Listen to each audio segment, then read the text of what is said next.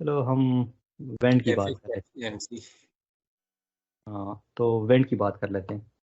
अगर मैं उस कॉलम की बात करूंगा तो जस्ट कॉलम का नाम जिक्र कर लूँगा, इस तरह से इंडेक्स दे दूंगा।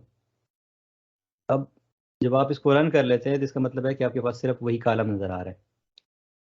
अब मैं अगर इसको एक वेरिएबल में स्टोर कर लूँ, वेन, तो आपके पास ये एक सीरीज आ गया, राइट। सीरीज क्या है ये आगे हम पढ़ेंगे, लेकिन सीरीज ऑफ आइटम्स है। अब नमपाई को यूज करके हम इसकी मीन कैलकुलेट कर सकते हैं आसानी से। मीन वेंड, और इधर हम वो जो वेरिएबल है, सीरीज है, वो हम दे सकते हैं वेंड का। तो आपके पास ये उसका मीन वैल्यू आ गया, राइट। आप लोग अगर प्रिंट करना चाहें,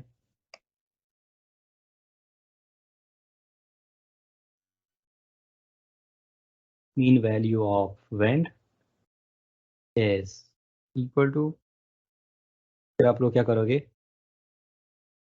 फिर वो वेरिएबल दे दोगे,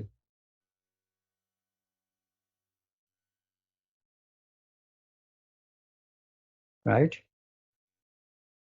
तो ये एक सिंपल काम है, लेकिन ये जब आप एज ए डेटा साइंटिस्ट देखोगे तो नमपाई आपके लिए बहुत आसान कर देता है। अगर आप इतने वैल्यूज की मीन कैलकुलेट करते खुद एक्सेल में, और फिर इधर आते और उसको यूज करते, तो उसके बजाय आप डेटा फ्रेम को लोड कर लें और इधर कैलकुलेट कर लें। इस तरह से आप मीडियन भी कैलकुलेट कर सकते हैं। अब जब मीडियन कैलकुलेट करोगे तो उसके लिए मीडियन फंक्शन होगा सिंपल।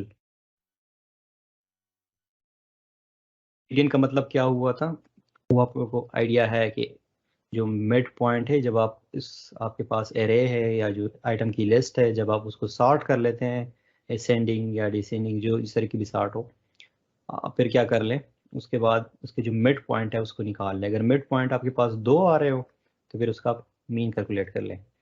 अब हम डेटा साइंटिस्ट बन गए हैं, तो हमने क्या करना है, इन चीज़ों की टेंशन नहीं लेनी, हमारे पास नमपाई है। मैं कह रहा हूँ कि इसके जो है ना मीडियन निकालूं,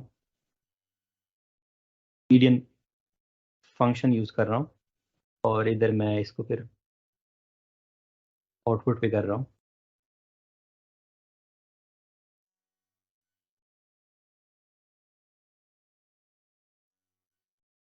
तो सिर्फ इस फंक्शन को आप लोगों ने यूज़ करना है, राइट। तो ये मीडियन मीडियन वैल्यू उसने निकाल दिया कि वो क्या है, 4 है।